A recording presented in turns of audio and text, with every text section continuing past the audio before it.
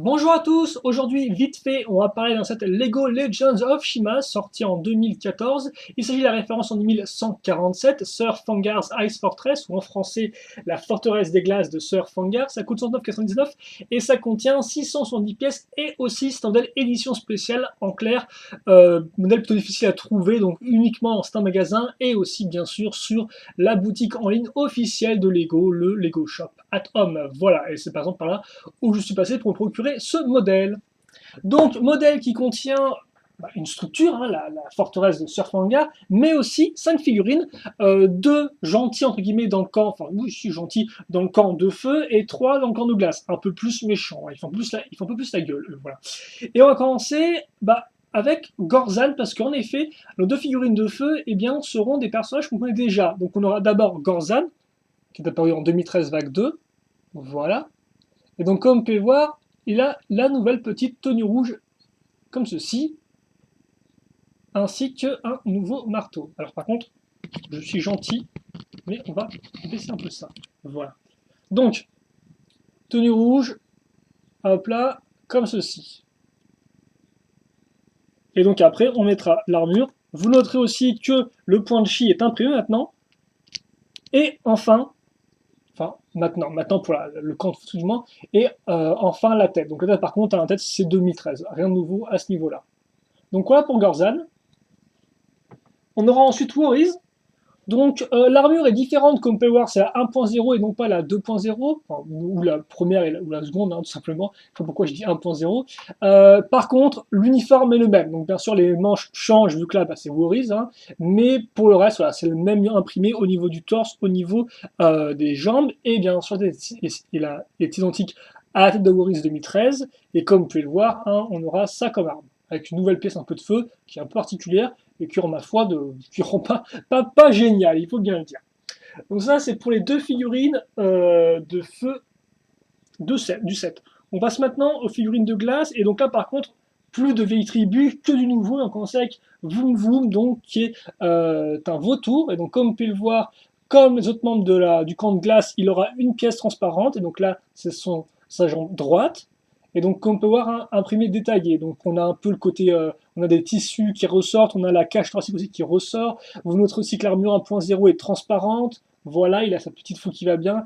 La tête, forcément, de vautour qui est un nouveau moule, avec là encore à l'imprimé qui rend plus que bien. Les petites ailes couleur grise maintenant, c'est nouveau. Et idem, là encore, qui est assez détaillé sous l'armure. Bon, je ne vais pas trop l'enlever, mais voilà.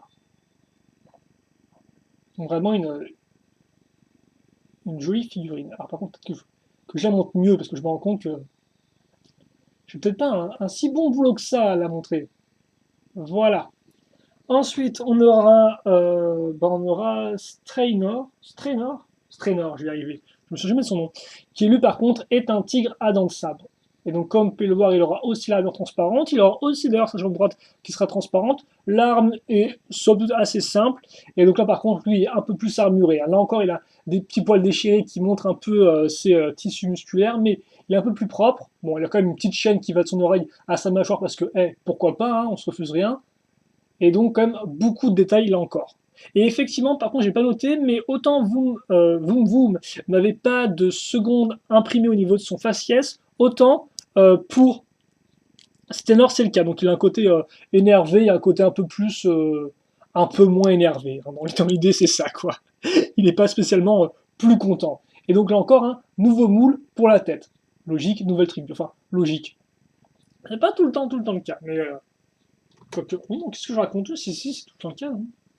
Ah, pardon, ah oui, non, effectivement, le renard et plutôt normalement la même tête. Et enfin, donc, Sir Fangar, qui a quand même le droit d'être dans le set qui porte son nom, hein, avec sa forteresse. Et donc là, on a la jambe droite, mais aussi, comme vous pouvez le voir, le bras gauche sont transparents, donc c'est plutôt cool, tout comme d'ailleurs l'armure, qui est une armure 2.0. Comme forcément, c'est un peu un leader, un chef, il aura sa petite cape qui lui va bien, alors c'est la même cape que celle qu'avait Warriors en 2013. Bon, là, Warriors n'a plus de cape, il a juste un pyjama rouge, mais bon, il fera avec. Comme on peut voir niveau arme, on a aussi un nouveau moule avec cette espèce de patte qui a 3 accroches, si j'ai pas de bêtises, hein, donc une accroche tenon, une accroche ici pour main de figurine, une accroche main de figurine en dessous, donc pour tenir la main un peu différemment, si vous voulez la tenir dans la lignée du bras et non pas un peu en mode je vais faire la partie de squash, quoi. avec ma raquette. Et donc là encore, niveau imprimé, ça y va. Hein. Donc par exemple, comme vous pouvez le voir, il a une dent blanche, une dent dorée de l'autre côté. Il a effectivement le petit côté doré au niveau du faciès. Donc là encore, figurine de qualité. Et très taillée. Et par contre, effectivement, elle a le même type un peu d'armure niveau imprimé que Straynor. Enfin, il y a des éléments qui sont similaires. Donc effectivement, ils ont quand même une certaine homogénéité entre eux. Donc ils ne seront pas entièrement différents, ils sont quand même très différents, mais ils ont des bases similaires. Voilà. On va ensuite passer aux véhicules maintenant. Alors les véhicules, bah, on en a deux en tout. On en a un pour Gorzan, donc c'est quand même plutôt plaisir vu que les véhicules Gori, c'est pas, bah, ça court pas vraiment les rues. On a eu effectivement le Mecha Gori en 2013, et puis c'était à peu près tout si on accepte un modèle promotionnel dans la première vague de 2013. Et donc, comme vous pouvez le voir, c'est un véhicule qui est sur roue, celui-ci. Donc, on pourrait croire qu'effectivement, ce serait une sorte de nouveau robot, parce qu'il y a une espèce de grosses pattes un peu mécaniques qui vont à l'avant. Mais non, comme pas, c'est une sorte de fausse impression, parce que ces accroches-là sont faites, enfin, ces pièces-là sont accrochées sur des poutres techniques qui sont directement reliées à des petits trous, comme vous pouvez le voir. Aussi, poutres techniques à l'arrière pour accrocher la roue centrale. D'ailleurs, vous noterez aussi, pour accrocher des choses, l'accroche ici, donc pour mettre l'arme de Gorzan quand elle est sur son véhicule. Ça, c'est toujours plutôt cool, je trouve. Vous noterez aussi d'ailleurs le, je n'ai pas noté, mais le chi couleur. Alors par contre, on va peut-être petite affaire, hein, merci. Voilà. Le. Hop là, on est très bien comme ça. Le chi orange. Et la petite pièce ici qui est pas vraiment le mécanisme en fait. Hein, ça, on pourrait croire avec la roue dentée qu'il y a un truc un peu spécial, mais non pas du tout. Hein. C'est juste que la pièce tourne et donc voilà, vous pouvez soit replier votre lanceur de feu, soit voilà, le mettre en action comme ceci pour affronter les méchants. Et vous noterez aussi dans la tête, hein, qui est assez bien faite avec les petits yeux qui sont là en fait, la partie orange transparente qui ne voit pas trop, les narines avec les tenons, ainsi que la petite partie avec glissière pour faire comme une sorte de grosse mâchoire. À noter que la tête est articulable, elle peut soit se baisser, soit se lever jusqu'à ce point, donc toute droite, comme ceci. Donc on a quand même un joli modèle avec des beaux petits stickers qui vont bien, même c'est vrai qu'il reste un peu sommaire, hein, comme vous pouvez le voir, il fait vraiment très ossature métallique, puis après on rajoute des parties dessus. On n'aime pas, ça fonctionne, mais voilà, c'est pas non plus le véhicule le plus fini de tous les Shima. On est d'accord, mais au moins ça rajoute quand même des véhicules à la tribu Gori, et ça c'est quand même un bon petit point selon moi. Et d'ailleurs, tant que j'y suis, niveau dimension pour ce véhicule Gori, on est à 7 cm de hauteur, 12 de longueur et 9 de largeur. Voilà d'ailleurs à quoi ressemble une figurine par rapport au véhicule. Donc, comme on part sur ton véhicule qui est plutôt grand en fait, hein, qui est plutôt haut, excusez-moi. Comme ceci. Et donc après, hop, je vais mettre ça ici, comme ça je pourrais directement mettre le personnage de Gorzan. Comme ça, pour l'image finale de la vidéo. Donc voilà pour son petit véhicule, qui est plutôt propre. Et donc oui, bah forcément, j'ai peut-être pas trop parler de mécanisme, hein, mais voilà, il roule, et puis il y a ça qui peut se mettre comme ceci, et la tête bouge. Et aussi, j'ai pas noté, mais les pattes, vous pouvez les bouger. Donc voilà, si vous souhaitez, c'est pas vraiment un mécanisme en soi, mais ça c'est plus si vous voulez modifier un peu le design, voilà, vous pouvez soit vraiment faire bien les grosses pattes avant, soit un peu les mettre en biais pour avoir un peu plus d'effet un peu 3D dans l'idée. Ensuite, on va avoir un véhicule qui ne va pas être un véhicule parce qu'en effet, comme on peut le voir, eh bien, c'est une tête. Donc c'est une tête effectivement de tigre à dents de sabre, même couleur que notre ami Straynor, donc c'est pas trop mal quoi. Et donc oui, c'est un véhicule parce qu'en effet, c'est transformable, alors très facilement. On va lever ça déjà, donc comme par la partie avec les yeux ici, donc ça, on lève. On découvre donc une sorte de partie un peu siège avec un panneau de bord. Ensuite, ces parties-là, on les déplie et elles se coincent toutes seules comme ceci, ça nous fait des petites ailes. Et enfin, je remonte mes grandes dents. Comme ça. Voilà. Et donc, et bien maintenant, j'ai un véhicule. J'ai mon planeur à dents de sabre. J'appelle ça comme ça, c'est vraiment son officiel. Je ne sais pas si on a un. Et voilà. Et donc c'est un véhicule qui forcément, dans son mode tête d'animal, aura une autre fonction. En fait, on le reverra dans le château. Enfin, dans le château, dans la forteresse, excusez-moi. Il y a une forteresse pour l'instant, on n'est pas encore au niveau du château. Donc voilà. Et donc il n'y a pas vraiment de mécanisme en soi, c'est vraiment je me transforme et c'est tout. Et niveau dimension par contre, on est dans du 6 cm de hauteur, 18 de longueur et 8 de largeur. Comme ceci. Voilà. Et à noter quand même, il est assez bien fait parce que, comme on peut voir, ce sont des pièces qui sont charnières et qu'on va bloquer à l'aide des pièces en biais comme ceci. Et donc ça, vraiment, ça rend vraiment bien. Tout comme on peut remarquer, la construction commence non pas qu'une plaque traditionnel avec une espèce de plaque avec un trou au milieu. En fait, on va travailler sur les côtés, comme vous pouvez voir ici, et continuer un peu la construction au fur et à mesure. Idem, là, les oreilles, c'est comme au final les parties en biais, on les bloque grâce à la succession de deux pièces comme ceci. Donc on a vraiment une construction qui est, ma foi, assez originale, j'ai trouvé. Et pour un rendu qui fonctionne, on reconnaît bien la tête de l'animal. Voilà. Et enfin, on va maintenant passer, on va déjà changer un peu l'angle de caméra, et on va pouvoir parler de la fameuse forteresse de glace, et voir un peu, va faire un peu le tour du propriétaire, j'ai envie de dire. Petit foirage, hop là. Et comme c'est une vidéo vite fait, on fait ça vite. On se foire vite, mais on se reprend vite aussi, tout à fait. Allez, hop là. Comme ceci. Hop. Donc, comme vous pouvez le voir, on va commencer notre tour de visite avec la partie avant. Donc, on commence avec déjà des petits escaliers en biais. D'ailleurs aussi, pour chose à noter, c'est qu'on aura deux teintes de blanc sur la forteresse de glace. Ça ne verra peut-être pas trop à la caméra parce qu'il fait un peu moche aujourd'hui, et aussi il est tard. Mais, comme vous pouvez le voir, on a du blanc traditionnel et une sorte de blanc un peu bleuté là, comme on peut voir là, ici et là. Ça c'est du blanc un peu bleuté, là c'est du blanc normal. Et donc voilà, donc on a deux teintes c'est à savoir, ça, parce que personnellement je n'étais pas au courant, personne ne m'avait prévenu, donc voilà. Donc non, franchement ça revient. Donc ouais, effectivement, des petits escaliers, déjà vous pouvez noter la partie ici, ça on va le lever et quand je vais appuyer dessus, je vais faire tomber les marches ici. Ensuite, on continue sur le petit pont qui est fait de façon très astucieuse à l'aide d'une espèce de grand fil qu'on va attacher ici. Peut-être qu'on va faire tout le tour et après on va s'arranger pour bien le faire tenir à l'aide de pièces avec des accroches à clip. Et donc ça, effectivement, il est raccordé, comme vous pouvez le voir, à des pièces un peu spéciales. Et donc ça, si je le bouge là, avec les stalactites, je vais faire bouger le pont. Donc dans l'idée, le pont est relié à une pièce, là, à une roue dentée, et la roue dentée est reliée à l'espèce de plaque qui a elle aussi des parties un peu, des pointes, enfin des petites dents, quoi. Et donc forcément, quand je bouge ça, ça fait bouger le pont. Et donc, il tombe comme ceci, voilà. Enfin, bien sûr, il tombe, pas le pont, hein, plutôt le personnage qui est dessus. Donc déjà, second piège, plutôt mastoc. Ensuite, on passe rapidement sur la petite prison de glace, qui est, comme vous pouvez le voir, un peu à la périphérie. Donc dans l'idée, en fait, comment ça fonctionne, ça? Tout simplement à l'aide de cette nouvelle pièce, qui, comme vous pouvez le voir, est en fait une sorte de bloc de glace qui est pile poil adapté pour les figurines, et que tu as à faire pour les figurines de gentil. Donc, Worry, si tu viens ici, enfin, Worry, gentil, quand même, il a bien cherché des fois. Hein. Donc, voilà, vous mettez avec les bras ici en avant, et il tient parfaitement bien. Il ne tombe pas. Comme vous pouvez le voir, il y a pile poil la partie glace qui va recouvrir un peu, on va se mettre sur les côtés du point de chi. Donc, non, franchement, on a quelque chose qui est efficace, qui tient bien. Ça, on met ici. Ensuite, on va continuer un peu à l'arrière. Donc, effectivement, on va entrer à l'intérieur du bâtiment maintenant. Donc, comme vous pouvez le voir, le rez-de-chaussée, entre guillemets, c'est une sorte de forge, dans le sens où on aura, pas grand-chose déjà, mais on aura effectivement une enclume.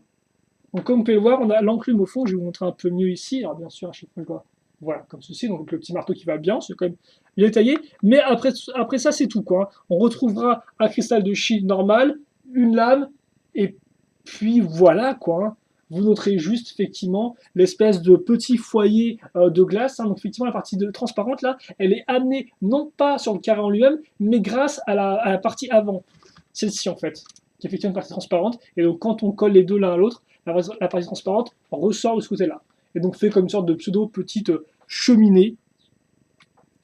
Même si, bon, il manque un peu de chaleur là-dedans. Voilà. Donc, ça va être un peu dur de faire des choses avec de la glace. Mais bon, je leur fais confiance et j'ai pas trop envie de me prendre la tête avec Fangar. Donc, voilà, quoi. Donc, on enchaîne et on va revenir donc ici et on va passer au second étage.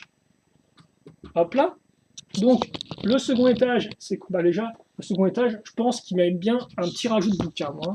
Voilà.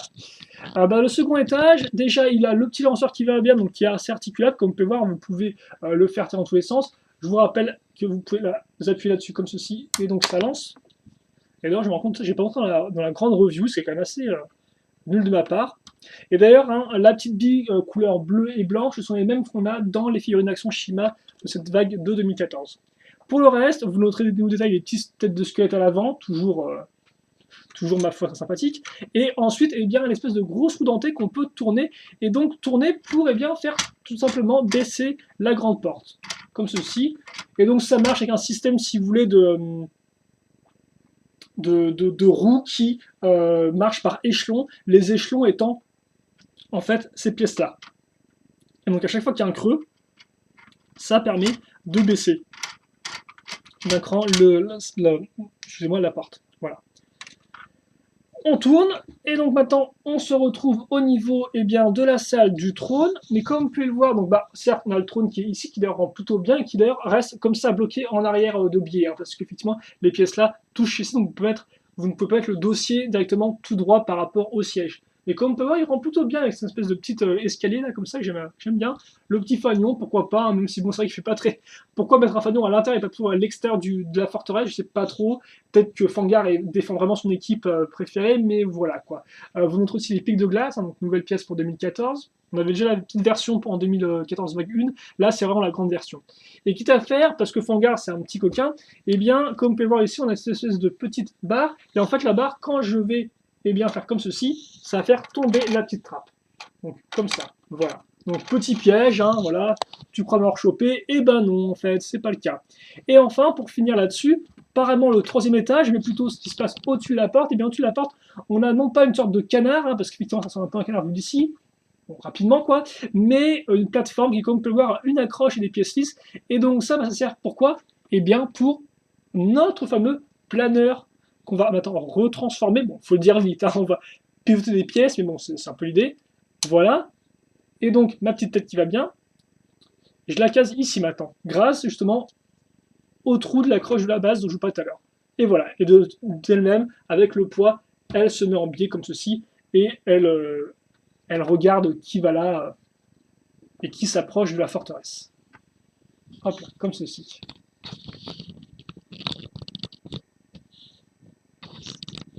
Et donc voilà pour les modèles. Donc maintenant, est-ce qu'il faut acheter cette là ou pas? En fait, moi, je viens de dire, si vous aimez beaucoup Shima, si vous avez l'argent, oui, je peux vous conseiller parce que ce sera un très bon modèle. Mais c'est vrai qu'après, comme d'habitude, un modèle qui coûte 70 euros, ça fait quand même assez cher. Et même s'il a beaucoup de contenu, on va voir ça ensemble, je ne peux empêcher de me dire qu'il manque, ça reste un peu cher. Je sais pas pourquoi j'ai cette sensation-là. C'est bizarre. Pourtant, effectivement, il y a du contenu. Donc déjà, niveau contenu, les figurines. 5 figurines. Alors, toutes les méchantes, entre guillemets, tout celles de glace, sont franchement de qualité. Hein. Ça, vous avez pu le voir, niveau imprimé, niveau arme, niveau nouveau moule, niveau nouvelle coloration. Il y a de quoi faire, c'est super efficace. Le camp de feu, forcément, c'est des personnages que vous connaissez déjà un peu. Donc, si vous avez déjà suivi 2013, il est possible que vous ayez déjà une figurine de Gorzan ou de Warriors, hein, si vous avez déjà suivi 2014 vague 1, parce que Gorzan apparaissait déjà dans l'équipe de choc en vague 1. D'ailleurs, contrairement à Warriors, qui lui, c'est sa première apparition en 2014, hein, vu qu'il n'était pas apparu à l'époque, il était apparu donc, bien sûr dans l'histoire, mais pas en figurine, pas en modèle. Avec ses potes contre les araignées, les scorpions et les chauves-souris.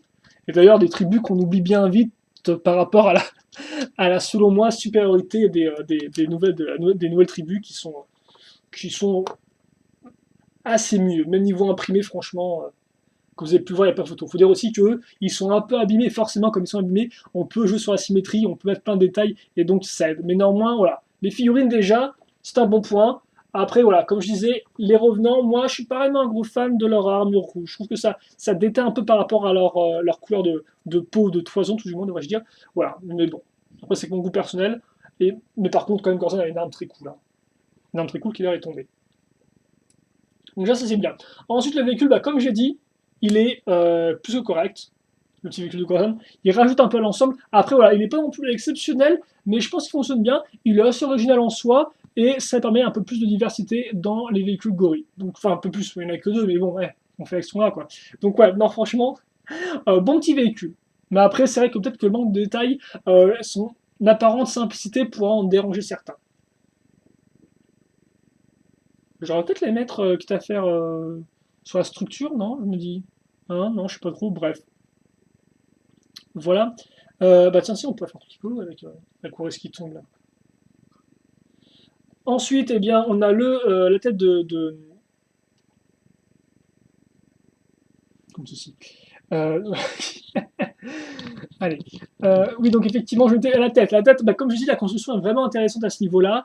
Après, seul point négatif, en mode planeur, ça qui ressort à l'arrière, c'est pas beau du tout, on est d'accord. Hein. Bon, ça c'est forcément un petit inconvénient, mais voilà. Néanmoins, rien que l'idée d'avoir voulu faire une tête transformable est plutôt bonne, et l'exécution, ma foi, est fort réussie. Donc ça, c'est une petite chose. Après, par contre, vis-à-vis du château, le fait que ce soit marron et ça blanc, faut apprécier. Au début, je n'étais pas trop sûr. Maintenant, ça passe un peu mieux vu que bah, forcément, elle ressort bien, donc ça aide qu'en soit.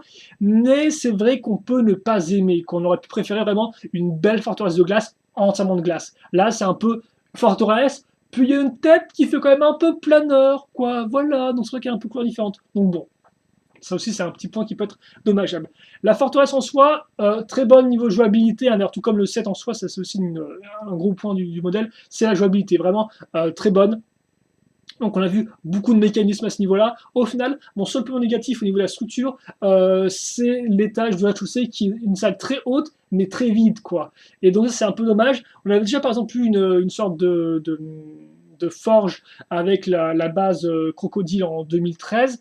Forcément, c'était un peu plus petite, un peu plus basse et un peu plus étroite. Ça rendait mieux, il y avait plus de détails dedans. Là, c'est un peu l'inverse, quoi. C'est un peu la même chose, genre, on va aussi te faire une enclume, sauf que là, bah, c'est beaucoup plus haut, il y a beaucoup plus de rien aussi, donc voilà. Donc ça, effectivement, j'aime pas trop, quoi. Mais après, et c'est vrai qu'effectivement, c'est ça pourquoi je peux recommander modèle sur des moyens, c'est parce que ça reste un modèle qui est très jouable, quoi. 5 figurines, 2 camps représentés, bon, logique, vous me direz, mais des fois pas tout le temps, hein. 2 véhicules surtout, donc ça c'est quand même un bon truc pour faire un peu des courses-poursuites. Vous avez quand même un véhicule qui va au niveau du sol, l'autre en l'air, donc là encore diversité, et bien sûr la base qui regorge de pièges et d'autres, et ça quand même c'est un bon petit point. En plus, bah, forcément, forteresse, structure Shima, toujours assez rare entre guillemets, donc toujours bon à prendre, d'autant plus quand même quand c'est une structure qui est différente des autres. Hein. C'est différent de l'espèce de base des crocos, c'est différent du temple lion, c'est différent de la base de la Vertus, donc là encore, on a un nouveau type de structure qui après il faut aimer, parce que forcément là c'est pas vraiment, elle est pas si grosse que ça en soi, quoi.